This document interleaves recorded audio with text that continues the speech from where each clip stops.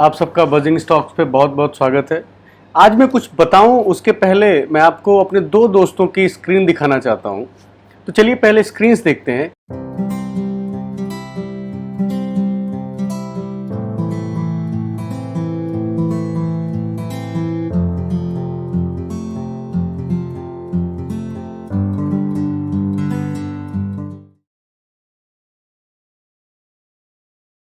ये मेरे दोस्त राम की ट्रेडिंग स्क्रीन है। अगर आप स्क्रीन को गौर से देखें तो आपको दिखेगा इसमें बहुत सारे इंडिकेटर्स लगे हुए हैं। जो भी इंडिकेटर राम के हाथ लगे हैं, राम ने सारे इंडिकेटर लगा रखे हैं ये जानने के लिए कोई ऐसा इंडिकेटर तो मुझे ये सिग्नल दे दे कि मैं प्रॉफिट जल्दी से बना सकूं। और अब हम चलते हैं दूसरे स्क्रीन पे जो मेरे दूसरे दोस्त श्याम का है। अब आप श्याम की स्क्रीन देखें। श्याम की स्क्रीन पे एक भी इंडिकेटर नहीं दिख रहा है, यहां पे सिर्फ आपको प्राइस चार्ट दिख रहा है। तो मैं ये दो स्क्रीन दिखा के क्या पॉइंट बताना चाहता हूं, वो ये बताना चाह रहा हूं कि मार्केट में जो एक कहावत है कि भाव भगवान है। प्राइस आपका पहले चलता है, इंडिकेटर्स बाद में चलते हैं। सारे इंडिकेटर्स प्राइस से डिसाइड होते हैं, डिराइव्ड होते हैं। मैं ये नहीं कह रहा कि इंडिकेटर लगाना खराब बात है, इंडिकेटर अच्छी चीज नहीं है, अच्छी चीज है, लेकिन सबसे सुप्रीम सबसे इंपॉर्टेंट मार्केट में भाव है, प्राइस है। तो आज हम श्याम की स्क्रीन पे डिस्कशन करेंगे और डिमांड और सप्लाई की स्ट्रेटजी को अप्लाई करेंगे और उसके बेसिस पे कैसे बहुत खूबसूरत ट्रेड करी जा सकती है वो हम आज की वीडियो में सीखेंगे। तो चलिए चलते हैं मेन कॉन्सेप्ट पे। पहला सवाल है कि प्राइस मूव क्यों करता है, प्राइस कैसे चलता है। क्योंकि हम मार्केट में क्या करते हैं, हम प्राइस को ही ट्रेड करते हैं। तो इसके पीछे एक सिंपल इकोनॉमिक्स है, वो है डिमांड और सप्लाई की। जब भी डिमांड और सप्लाई में इम्बैलेंस होता है उसके रिजल्ट में प्राइस ऊपर या नीचे जाता है। तो सबसे बेसिक कॉन्सेप्ट ये है डिमांड और सप्लाई का। अगर सप्लाई डिमांड से ज़्यादा है तो प्राइस गिर जाएगा, और अगर डिमांड सप्लाई से ज़्यादा है तो प्राइस ऊपर चला जाएगा। और अगर डिमांड और सप्लाई इक्विलिब्रियम में है, बराबरी पे है, तो प्राइस में कोई चेंज नहीं होगा। तो हम प्राइस एक्शन में ये देख रहे हैं कि डिमांड और सप्लाई कैसे प्राइस को अफेक्ट करती है। तो अब अगला सवाल बनता है कि डिमांड और सप्लाई क्रिएट कौन करता है। तो सबसे आसान जवाब इसका ये है जिसके पास पैसा है, जो स्टॉक को होलसेल में खरीदता है, ढेर सारा खरीदता है। वो जनरली कौन होते हैं, वो होते हैं बिग फाइनेंशियल इंस्टीट्यूशंस। वो FII हो सकते हैं, डोमेस्टिक इन्वेस्टर्स हो सकते हैं, म्यूचुअल फंड हो सकता है, पेंशन फंड हो सकता है। ये ऐसे लोग हैं जो डिमांड और सप्लाई में इम्बैलेंस क्रिएट करते हैं जिसकी वजह से प्राइस चेंज होता है। और ये डिमांड और सप्लाई इम्बैलेंस करने की जो काबिलियत है वो बड़े पैसे में ही है। इसलिए कि प्राइस मूव कौन करता है, डिमांड सप्लाई में इम्बैलेंस कौन क्रिएट करता है। लेकिन हमें अब इंस्टीट्यूशंस की जो इम्बैलेंस क्रिएट करते हैं उनकी मॉडस ऑपरेंडी समझनी है। वो बहुत बड़ी क्वांटिटी खरीदते हैं, लाखों में शेयर्स खरीदते हैं एक बार में। तो उनकी क्वांटिटी जब बहुत बड़ी होती है तो एक बार में उनका ऑर्डर कंप्लीट नहीं होता है। क्योंकि जैसे उन्होंने 10 लाख का सपोज एक ऑर्डर प्लेस किया तो इमीडिएटली डिमांड बढ़ जाती है, सप्लाई कम हो जाती है। सप्लाई कम होने से प्राइस ऊपर चला जाता है, तो वो अपना पूरा ऑर्डर फुलफिल नहीं कर पाते। अब वो क्या करते हैं, वो किसी भी प्राइस पे तो खरीद नहीं सकते। अगर उन्होंने डिसाइड किया हुआ कि उन्हें 100 रुपए पे ही खरीदना है, उनको लगता है कि इस स्टॉक की वैल्यू 100 रुपए ही है, फेयर वैल्यू, तो 100 पे ही खरीदेंगे। वो स्टैगर्ड मैनर में बाइंग करते हैं और स्टैगर्ड मैनर में सेलिंग करते हैं।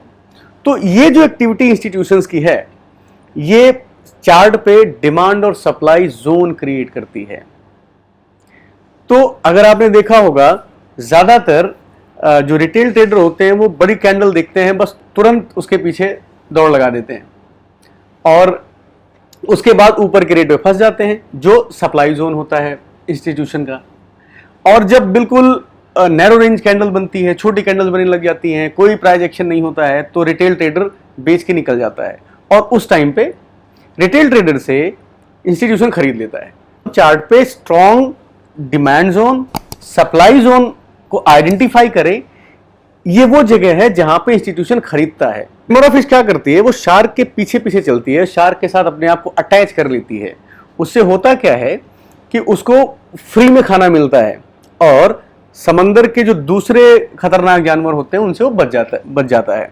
तो सिमिलरली हम क्या करेंगे, जो शार्क है, इंस्टीट्यूशन है, हम उसके साथ रिटेल ट्रेडर रेमोरा फिश की तरह चलेंगे। सवाल आता है कि चार्ट पे हम डिमांड जोन को और सप्लाई जोन को कैसे आइडेंटिफाई करें।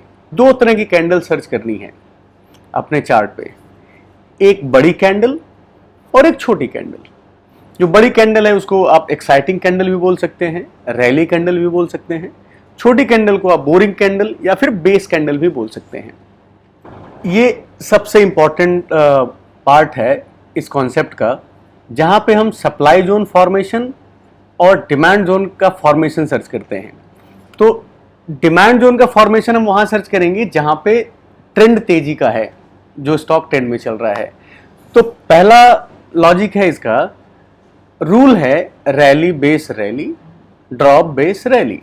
तो अगर आप यहां देखें, this is rally base rally, आप देखेंगे यहां पे स्टॉक ऊपर गया, फिर यहां पे उसने बेस क्रिएट किया और फिर ऊपर गया।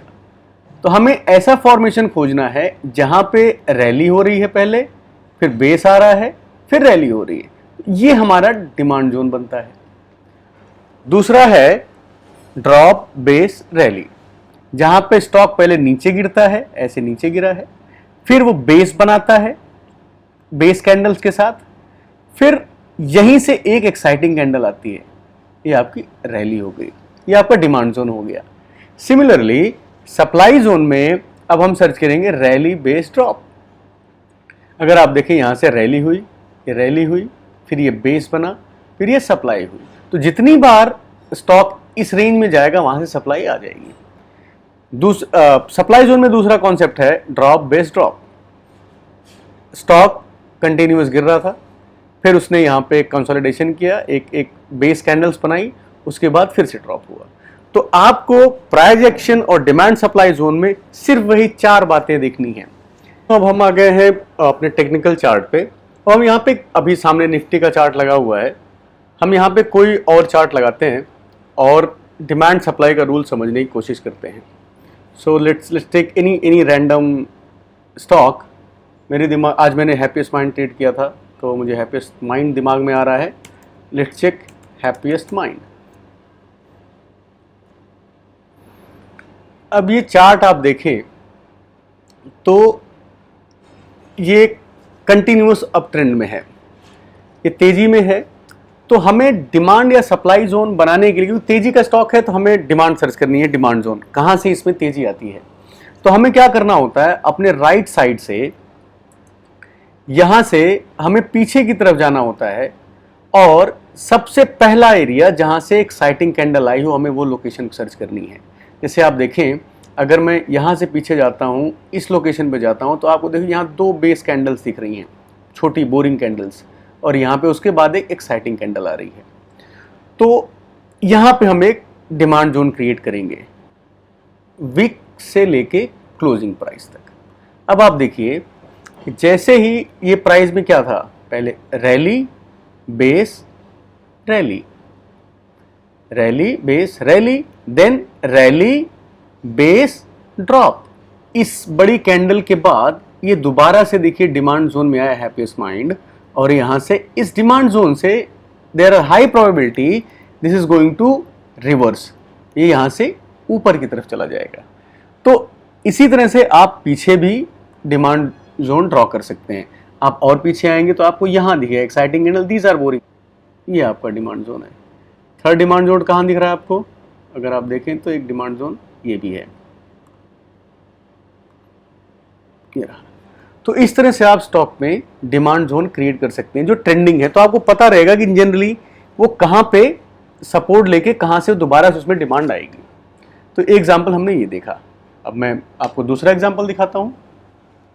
Let's take another stock, Subex, आजकल फैंसी में है। Let's check Subex. See same thing you can check in Subex. हमें पहले क्या करना है, हमें सबसे पहले अपने चार्ट पे पीछे जाना है, एक बड़ी कैंडल सर्च करनी है, बड़ी कैंडल के आसपास बोरिंग कैंडल सर्च करनी है। तो हमें ये दिख रहा है, हमें ये डिमांड जोन दिख रहा है।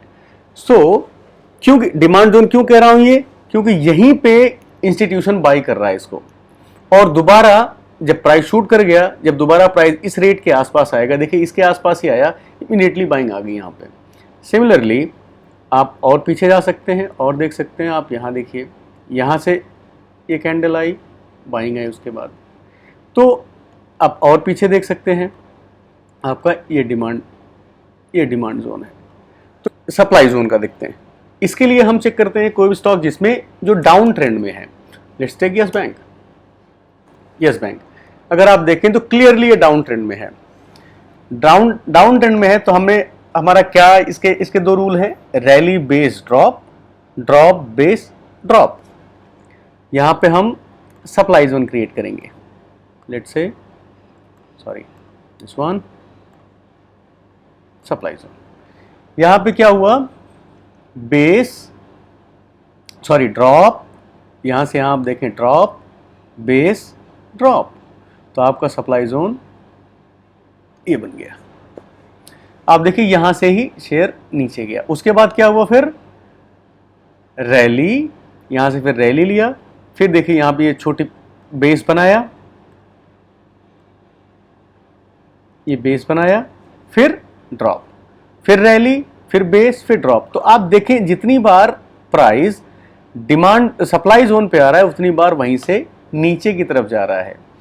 तो अब आपका सवाल है कि सप्लाई जोन तो ये भी है, सप्लाई जोन ये भी है, तो इसमें हमें, या चाहे हम डिमांड जोन बना रहे हो चाहे सप्लाई जोन, हमें तरजीह उसको देनी है जो फ्रेश हो, चाहे वो डिमांड जोन हो चाहे सप्लाई जोन हो, वो फ्रेश हो, तो वो ज़्यादा इफेक्टिवली काम करता है। तो आप देखिए यहाँ से यहाँ पे हर बार ये टच करके वापस गिर रहा है, वहीं से सप्लाई कर रहा है, क्योंकि इंस्टीट्यूशन स्टैगर्ड मैनर में सप्लाई करता है। यहाँ सप्लाई किया, दोबारा रैली ली, फिर यहाँ पे आप देखिए बोरिंग कैंडल बनाई, फिर नीचे लेके आया, फिर यहाँ रैली ली, फिर नीचे आया। तो ये इस तरह से आप चार्ट पे डिमांड और सप्लाई जोन बना सकते हैं। एग्जाम्पल और लेते हैं, लेट्स सी बिरला केबल, आज इसमें बहुत तेजी आई थी, इसको देखते हैं। चलिए हम थोड़ा पीछे चलते हैं, और अगर आप देखें, मैं पीछे जाके लेट्स फाइंड, यहाँ देखिए आपको बोरिंग कैंडल मिल रही है, फिर ये तेजी हुई, फिर आप देखेंगे यहाँ पे देखिए, यहाँ पे छोटी बोरिंग कैंडल्स बनी, फिर तेजी हुई है। Let's make demand zone here. ये छोटी कैंडल्स है, आपने इनका लो और क्लोज लिया और ऐड किया। अब आप आगे बढ़ाते जाएंगे, आपको दिखेगा प्राइस यहाँ पे बाइंग हुई, प्राइस शूट अप कर गया। अब इंस्टीट्यूशन के सारे ऑर्डर फुलफिल नहीं हुए, दोबारा प्राइस देखिए उसी डिमांड जोन के आसपास जब आया तो वो देखिए यहाँ से शूट कर गया, ऊपर गया, यहाँ गया, फिर उसके बाद अगर आप देखें वो फिर नीचे आया, जैसे ही डिमांड जोन के पास में आया फिर ऊपर गया, फिर डिमांड जोन के पास आया, फिर ऊपर गया, फिर नीचे आया। देखिए डिमांड जोन पे जितनी बार आ रहा है उतनी बार ये ऊपर जा रहा है। तो आप देखिए जितनी बार ऊपर जाता है, डिमांड जोन पे के आसपास आता है तो ये ऊपर चला जाता है। तो इस तरह से डिमांड जोन आपको ये बताता है कि इंस्टीट्यूशन कहाँ पे एक्टिव है। जहाँ पे आप यहाँ मत खरीदिए, ये सप्लाई जोन है, तो आप डिमांड जोन पे खरीद। देखिए जितनी बार डिमांड जोन पे आ रहा है उतनी तेजी से ये ऊपर जा रहा है। सिमिलरली अगर इसमें आपको सप्लाई जोन बनाना हो, और जैसा मैंने बोला कि हमेशा सप्लाई जोन आपको बनानी है जो फ्रेश हो, तो let's see this one supply zone, this is supply zone. So अभी इसने सप्लाई जोन को क्रॉस किया है, लेकिन जनरली इंस्टीट्यूशन यहाँ से सेल कर रहा है। तो हम आने वाले दिनों में देखेंगे कि क्या ये प्राइस, देखिए एक बार यहाँ सप्लाई हुई है, और अगर आप देखें ये सप्लाई हुई, ये सप्लाई हुई, इस बार इसने ब्रेकआउट किया है, but let's see whether it is going to sustain above और नॉट। तो this is the simplest way to understand the price action without any indicator. आपको कुछ नहीं लगाना है, सिंपल डिमांड और सप्लाई बेस्ड रूल पे काम करना है। और अगर आपके कोई सवाल है और अगर आपको कोई समस्या होगी, आगे हो रही है, नहीं समझ में आ रहा है, तो आप मुझे कमेंट करके सवाल पूछ सकते हैं, मैं उसका जवाब देने की पूरी कोशिश करूंगा। बहुत